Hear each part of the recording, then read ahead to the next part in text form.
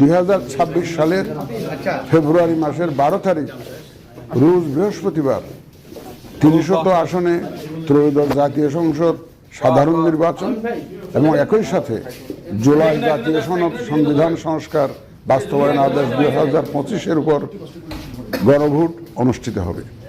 ত্রয়োদশ জাতীয় সংসদ নির্বাচনের জন্য মনোনয়নপত্র দাখিলের শেষ তারিখ আগামী 29 ডিসেম্বর 2025 রোজ সোমবার।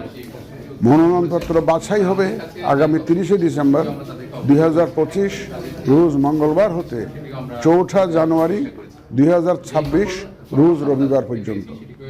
রিটার্নিং অফিসারের আদেশের বিরুদ্ধে কমিশনে আপিল দায়েরের শেষ তারিখ 11 জানুয়ারি 2026 রোজ রবিবার।